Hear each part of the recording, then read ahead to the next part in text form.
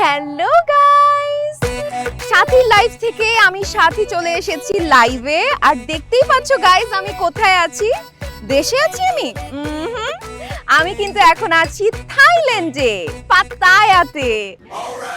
Guys আপনারা কেমন আছেন? আমার তো খুবই ভালো লাগছে। এর আগে আপনারা আমার সিঙ্গাপুরের লাইভ দেখেছেন অ্যান্ড সিঙ্গাপুরের লাইভ থাইল্যান্ডের রাজাও দেখেছি, এবং রাজা কিন্তু খুব রাগারাগি করে আমাকে ফোন করছে, বলছে তুমি সিঙ্গাপুর গেছো, থাইল্যান্ড কেন আসো নাই, কেন আমাদের কান্ট্রিটা তুমি লাইভে দেখাও নাই।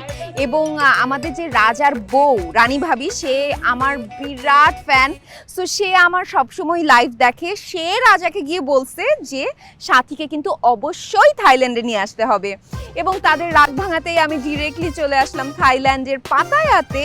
অ্যান্ড আজকে তোমাদের লাইভ করে পুরো জায়গাটা ঘুরে দেখাবো। সো আমি আসলে গাইজ খুবই কৃতজ্ঞ আমি আজকে এই জায়গায় আসতে পেরেছি শুধুমাত্র তোমাদের জন্য, কারণ তোমরা না থাকলে কখনোই পসিবল হতো না। তোমরা আমাকে অনেক লাইভের মধ্যে ভিউজ দাও, এর জন্যই হয়েছে। অ্যান্ড আমি আসলে খুবই কৃতজ্ঞ তোমাদের কাছে, thank you so much. And guys I will miss you, কারণ আসলে এরপরে কবে দেশে যাওয়া হবে আমি নিজেও জানি না, কারণ থাইল্যান্ড থেকে Nepal, Switzerland, Singapore, USA, Canada, Italy, প্রচুর দেশে ঘুরতে হবে। সো আমি আসলে জানি না কবে দেশে ফিরবো, এবং অনেকগুলো দেশ থেকে তো আমাদের অলরেডি নাগরিকত্ব নেওয়ার কথাও বলতেছে, but I really don't know. বাংলাদেশকে অনেক বেশি ভালোবাসি, আর তোমাদের ভাইয়ার সঙ্গে কথা বলতে হবে যে আমি আসলেই সেটেল হইতে চাই কি না। সো গাইজ দেখতেই পাচ্ছ what a beautiful day, what a beautiful beach. তোমাদের সাথে কথা বলছি, আর কথা বলতে বলতে এখন কিন্তু কিছু কমেন্ট পড়তে হবে। আচ্ছা, একজন লিখেছে এই বেডির কি লজ্জা শরম কোনো কিছু নাই, এতবার গালিগালাজ করার পরও সে লাইভে চলে আসে। তোর ঘরে কি মা বোন নাই কিছু? এই ধরনের কথা তুই বলস কেমনে? শোন, আমি কোন জায়গায় আছি, আমি অনেক উপরে আছি। আমি তোর লাইভ দেখতেছি না, তুই আমার লাইভ দেখতেছিস। আমি আমার মডারেটর এবং আমার অ্যাডমিনদের বলবো অবশ্যই এই বেয়াদবের বাচ্চাকে ব্লক করে ব্যান করে দেওয়ার জন্য। ওকে, খারাপ কমেন্ট পড়বো না, আজকে সব ভালো কমেন্ট পড়বো। একজন লিখেছে থাইল্যান্ডের রাজার কাছ থেকে সাবধানে থাকেন, তার কথা শুনে মনে হইতেছে সে যে কোনো সময় আপনাকে এই বেয়াদব, তুই থাইল্যান্ডের রাজারে চিনোস? গুগল করে দেখ, চাচার বয়সী আমার, হ্যাঁ তাকে আমি চাচার চোখে দেখি, আর আমি আমার জামাইরে নিয়ে আসি। তো কি মনে হয় তোর মতো সবাই নষ্টা রে? বেয়াদবের বাচ্চা, দাঁড়া। ওকে, কুল ডাউন সাথী। আসলে নেগেটিভ কমেন্টগুলো আমি আর পড়বো না, এখন পজিটিভ কমেন্ট পড়বো। একজন কমেন্ট করেছে আপনি যে এত এত দেশ ঘোরেন, টাকা কোথায় পান? প্রত্যেকটা লাইভ থেকে গাইজ আমি অনেক অনেক টাকা পাই, প্রত্যেকটা ব্লগ থেকে আমাকে স্পন্সর করা হয়। আপনারা কি ভাবছেন? আমি কিন্তু অনেক অনেক টাকা আলহামদুলিল্লাহ কামাচ্ছি, আপনারা টেনশন করেন না। আচ্ছা, আরেকজন কমেন্ট করেছে আপনি কোন হোটেলে থাকবেন? মাথায় কি সমস্যা আছে আপনার? আপনি আমাকে ফলো করেন না প্রপারলি, তাই না? হোটেলে উঠবো কেন বোকা? হোটেলে ওঠার কোনো কারণই নেই, কারণ আমার হাজবেন্ড একটা প্রাইভেট রিসোর্ট ফুললি ভাড়া করে ফেলছে। ওকে, আমরা আমাদের ওই রিসোর্টে উঠবো।